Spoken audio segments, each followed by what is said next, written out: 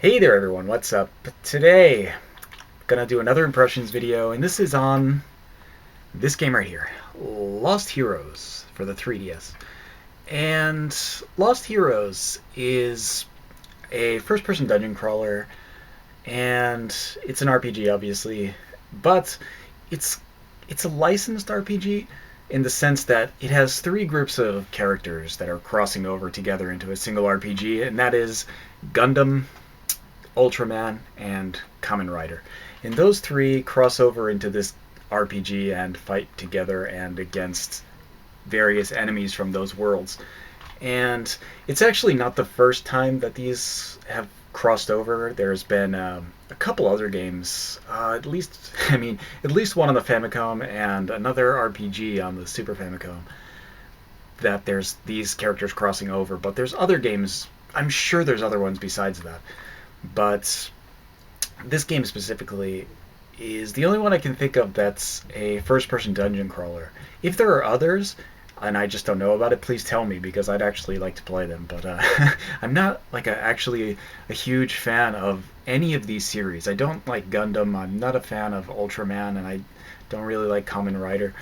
I'm just not into that kind of stuff, I guess. But I really like first-person dungeon crawlers, so I figured I'd give this game a shot because it looked interesting when I saw it at Tokyo Game Show. So I gave it a shot, even though I'm not like a fan of any of the series and I don't know anything about any of the series. And I'm pretty glad I did actually, because Lost Heroes ends up being a really good first-person dungeon crawler in the sense that it's not too easy, it's not extremely difficult, but it's not too easy. And it's set up in a way that it has like probably all the things you could ask for in a first-person dungeon crawler. It's got a lot of characters. It's got the kind of auto mapping that's handy, on, especially with the 3DS. On the bottom screen, the map is there, which is handy. There's kind of bonuses to the money and experience that you get depending on how you clear battles, like similar to actually what is that Devil Survivor, in that when you if you clear battles with certain types of conditions, like you took no damage and you won, you get a bonus to experience. Or if you clear the battle using only physical attacks and no special attacks, you get a bonus to money or something like that. And there's a lot of these bonuses that are given throughout the stages for fighting, which is it's cool. It's like a nice kind of addition to the standard first-person dungeon crawler battles.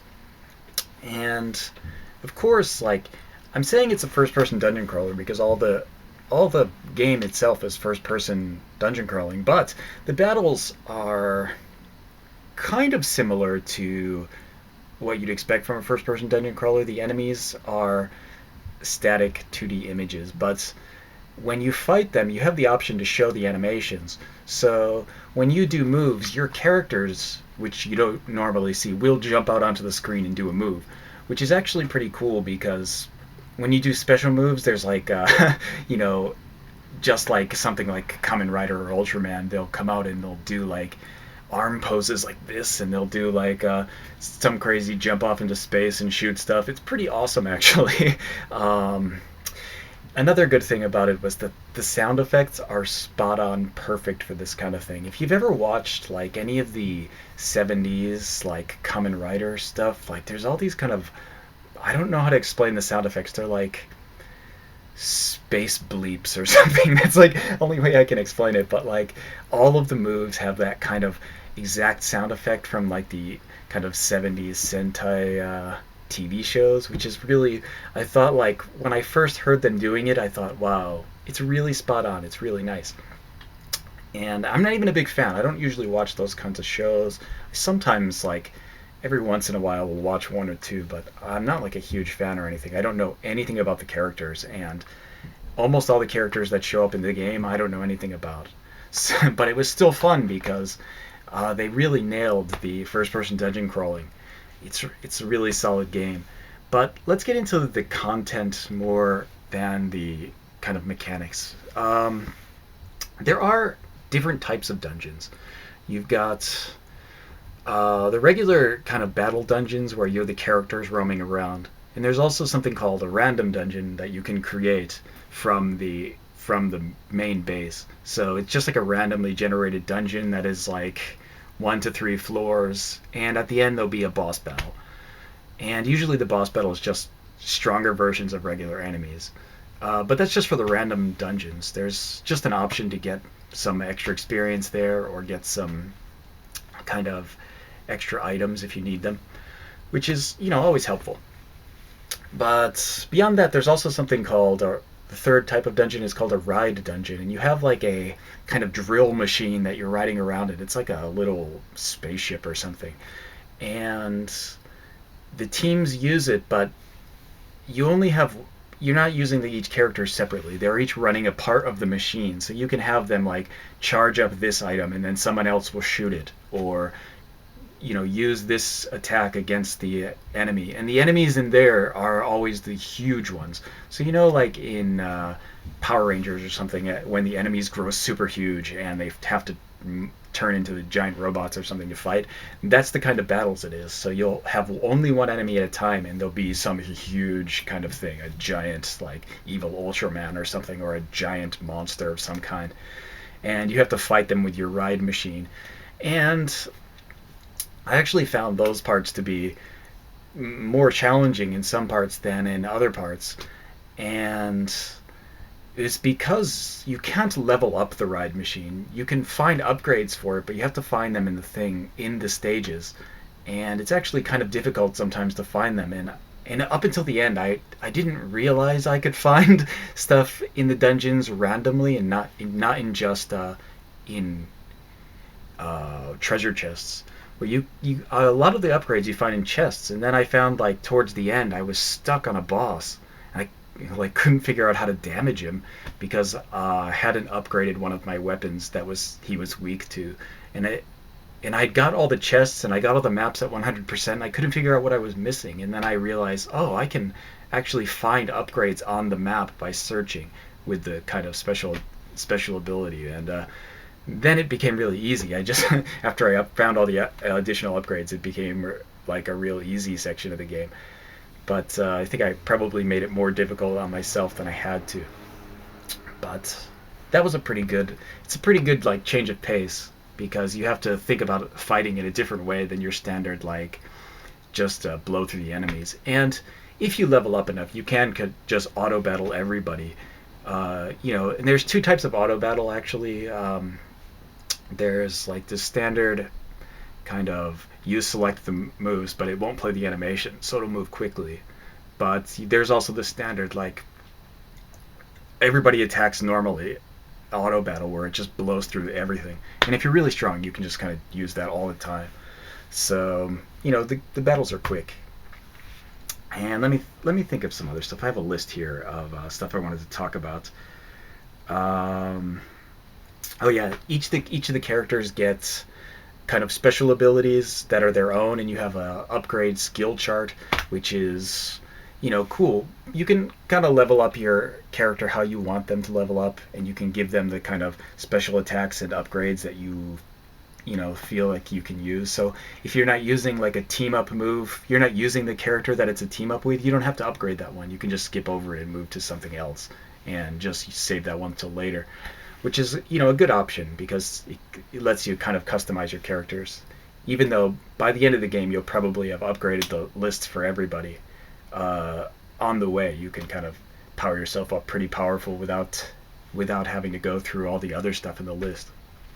So you can also find chips by killing enemies, and it's like an information chip about each enemy, and when you get certain groups of them, you'll get special abilities that can be assigned to any character. Everyone has like an amount of points that they can get these special abilities, and it'll be things like raise their attack ability, or call this extra character in for an assist, or kind of heal after every battle. This kind of thing is abilities you can find in the game, which is cool. Gives like even more customization to each character, which it's a nice addition. So let's see what else. There's a lot of side quests. There's about, I think, 25 altogether. I went through 25 side quests, so that was the entire list I got. So if there are other ones that I didn't find, it's possible, but I think there's only 25.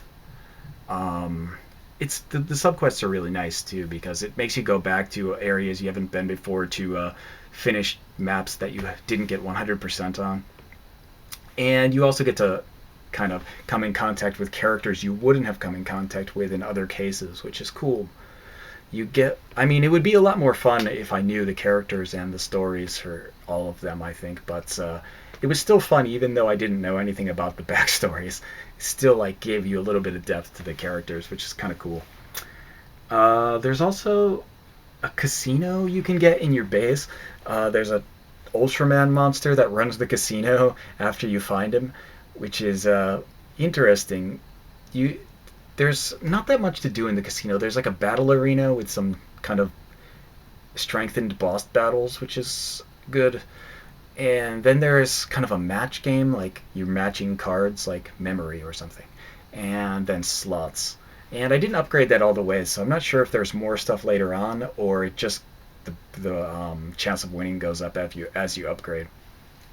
But like I said, you get a lot of characters, and there are about 15 usable characters you can use. So 5 Gundams, 5 Ultramen, and 5 Kamen Riders that you can select from. But there's a lot of assist characters also that have come from those universes. So there's lots of assists from these extra Ultramen, or assists from these characters from Kamen Rider or Gundam or something. So there's a lot of characters that show up. Most of them I have no idea who they are.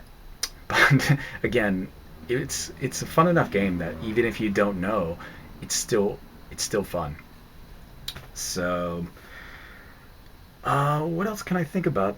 I have a list, but I think I've covered everything on it.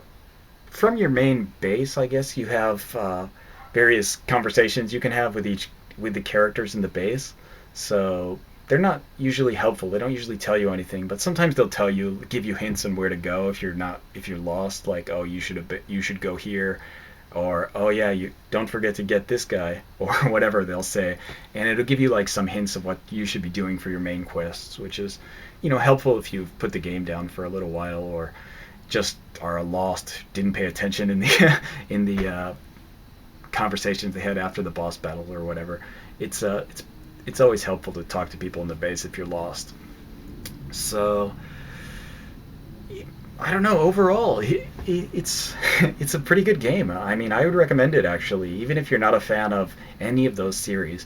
And if you are a fan of those series, it's probably like a super fun game because you get a lot of use of the characters. And I'll try to remember what characters you can actually use. There's Kamen Rider.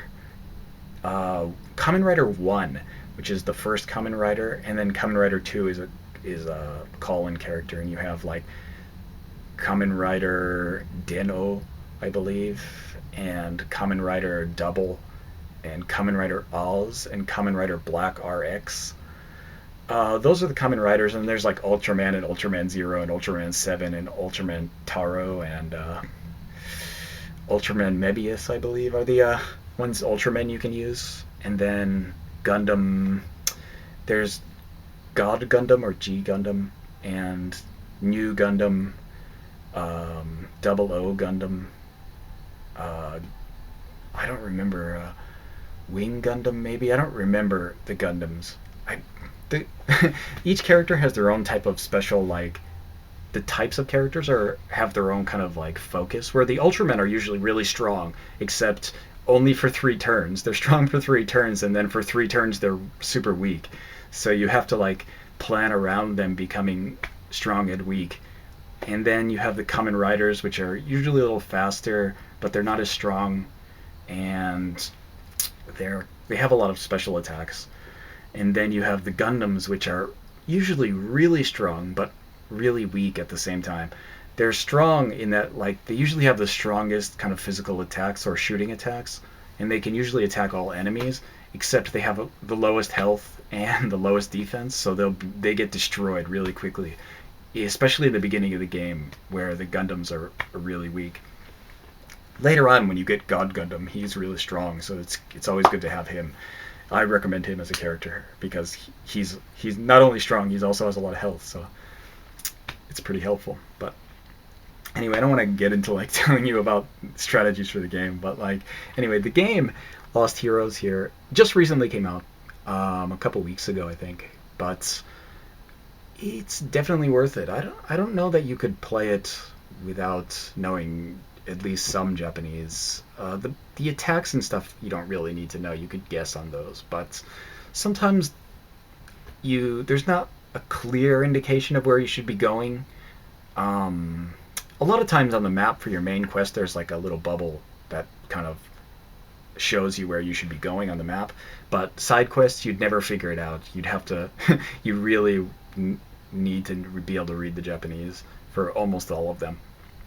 So you probably wouldn't be able to get a lot of side quests done without some kind of translation. But yeah, overall, definitely worth playing this game. I had a lot of fun with it. It took me about 60 hours to beat the whole thing. That's doing all the side quests and leveling up to about level 75 or so for all the characters. Not, I mean, all the characters in my party. All these side characters will be doing other things while you can assign them to like strengthen the base in different ways, and they'll level up, but not as fast as everybody else. So I think all my other characters were in the mid 60s, while my four main characters were in the mid 70s when I finished the game. But even then, it didn't require a lot of grinding or anything to get that high, and there is a bonus dungeon after this game is finished, so you can finish the game and then go back and have like some kind of ultra boss battles in the Chaos Cube or whatever. But that I haven't gone into that so much. I started playing it, but I haven't gone way into it. I haven't finished the bonus dungeon yet. But overall, it's definitely worth playing. Definitely, I would play this game again if I if there was another one that came out, and if there's any others, I'll play those too because I had a lot of fun with this one. So this video is really long, so I'm just gonna end it here. But there were some impressions for Lost Heroes. Hope you guys found that informative in some way. So yeah, catch you guys next time.